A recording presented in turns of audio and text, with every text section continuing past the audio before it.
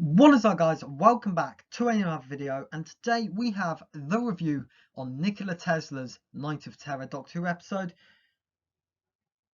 number 4 of this season. And yeah, pretty good overall. Pretty good. Coming into this episode, I didn't have that great high hopes for it, just for it being a historic episode, and usually I don't like historic episodes, but yeah, I was pleasantly surprised with this episode. And yeah, it was decent. It wasn't great, but it wasn't bad. So getting into the good things, Nikola Tesla. The actor did a fantastic portrayal of the character, and I loved Doctor Who's kind of take on the character himself. And by far, he was my favourite thing about this episode, and being a episode named after him, it makes a lot of sense. But yeah, it was a great focus. He was focused on fully, and he works well with a Doctor Who episode with his kind of sciencey technology ways. So yeah, I really did like it, and I thought he was by far the best thing about this episode. I also did love the rivalry between Tesla and Edison. I thought that worked really well, combined together, because in history they were kind of rivals, and Doctor Who portrayed this really well, I thought, in the episode.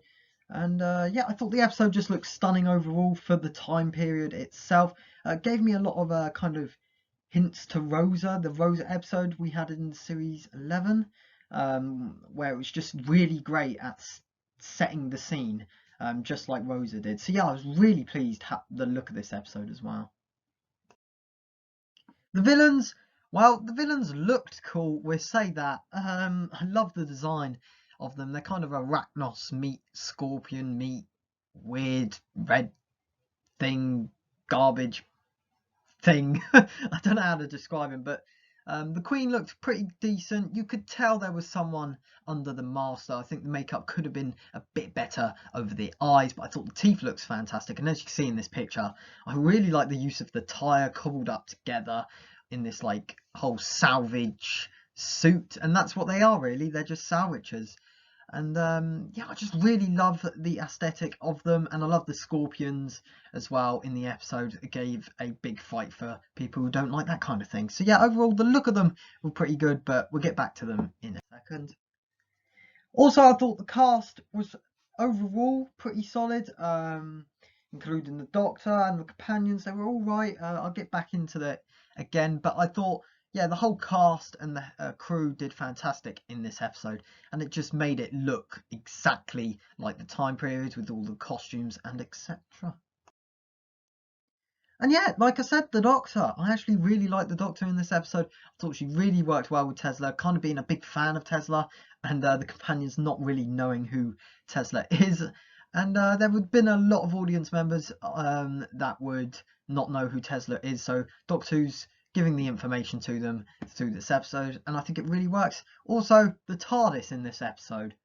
Oh my word. When it went blue, it looks so nice. Really did like it. I still prefer it orange, but I really did like that deep blue we got of the TARDIS. Now into the bad, or no, they weren't that bad. The bads in this episode weren't that bad. They're just little nitpicks. The villains, they were a bit filler. I think you could put any villain in there and it would have worked. Not like the Weeping Angels in Blink or stuff like that. Episodes like that, like the Vashta Nerada. This episode, you could pretty much stick any kind of villain in and it would work exactly the same. The plot of the story was kind of basic as well, with the whole stealing the technology thing, and taking over the world. So yeah, the Queen was a bit annoying at points, and I didn't like how much close-ups there were, camera framing of her. We didn't really see a whole body shot of her, we just saw her face really and shoulders. So I wasn't a big fan of how they were shot, but I did like that moment with the kind of CGI scorpions, well, I guess they're CGI scorpions, crash into the like stalls in the market. I thought that was a great shot though. But overall, they were all right. They were cool looking. Wish we get a figure. We probably won't. Yeah, they were just there. Also, talking about they're just there, are the companions. All three of them throughout this episode had barely anything to do. Yes, the focus was on Nikola Tesla himself, but I thought they got pushed to the side, and it really reinforces the point of that there's too many companions. I think one of them, at least one of them's got to go, if not two. Obviously, if I had to choose one to stay, it'd be Bradley Walsh. As Graham, I really don't know. It's really going to be tough to see what they do with it. I've been hearing rumours about Tosin Cole not continuing on because he's filming for another TV programme. I've warmed up to Ryan as a character, you know. So it would be Yaz probably to go, but I think she's most likely to stay, unfortunately. But I do like Yaz. I don't mind any of them, really. They're all solid. It's just they have nothing to do most of the time.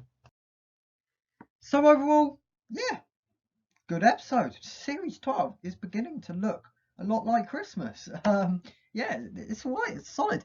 After Orphan 55, yeah, it was a bit of a downgrade. So the only way was up, really. And this definitely went up for me. So thank you guys for seeing this quick review. Sorry it's so late, but I've been busy with college work. But all of these uploads will be coming out shortly with the other episodes that have been released. So thank you guys again for watching. Smash that like button, and I'll see you guys in the next one. Bye.